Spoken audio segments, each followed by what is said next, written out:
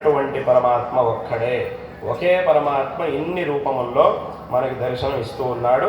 కాబట్టి ఏ రూపాన్ని మనం చక్కగా ఆరాధించినా కూడా మనకు కలిగేటటువంటి ఫలితం భగవద్ అనుగ్రహం అనేది మనకి తప్పకుండా దొరుకుతుంది అనేటటువంటి విషయాన్ని శంకరాచార్యుల వారు ఉపదేశించారు. ఈ దృష్టి సదాకాలం మనకు ఉండాలి అనేటటువంటి ఉద్దేశంతో పంచాయతన పూజా పద్ధతిని శంకర భగవత్పాదాచార్యుల వారు తీసుకొచ్చారు.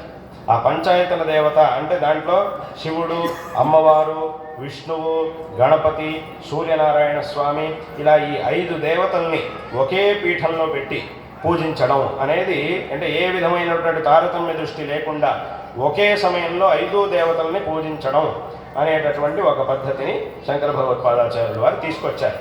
అయితే ఇందులోనూ ఇందాక చెప్పినట్టుగా ఒక్కొక్కళ్ళ అభిరుచి ఒక్కో రకంగా ఉంటుంది. కాబట్టి ఎవరికి శివుడు అంటే చాలా ఇష్టమో అటువంటి వాడు విశేషంగా శివ పంచాయతనాన్ని పూజించవచ్చు.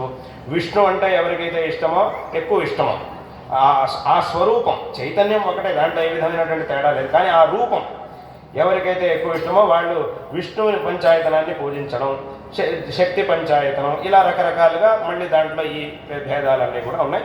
అది వాళ్ళ అభిరుచిని బట్టి వచ్చిందే తప్ప అందులోనూ ఇప్పుడు శివ పంచాయతనం, విష్ణు పంచాయతనం, శక్తి పంచాయతనం ఇటువంటి ఈ భేదాలన్నీ కూడా మళ్ళీ కేవలం జనాల యొక్క అభిరుచిని బట్టి వచ్చినాయే తప్ప మళ్ళీ ఆ పంచాయతనం పెద్దదా, ఈ పంచాయతనం పెద్దదా అనే చర్చకి మళ్ళీ ఇక్కడ అవకాశం ఇవ్వకూడదు. శివ పంచాయతనం పెద్దదా, విష్ణు పంచాయతనం పెద్దదా అని మళ్ళీ చర్చ చేసామంటే మళ్ళీ మనం పప్పులో కాలేసినట్టే.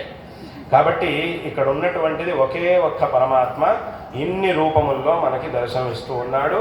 కాబట్టి ఈ తారతమ్య దృష్టి అనేది ఎవ్వరికి కూడా పనికిరాదు. ఈ తారతమ్య దృష్టి అనేది ఎవ్వరికీ ఉండకూడదు.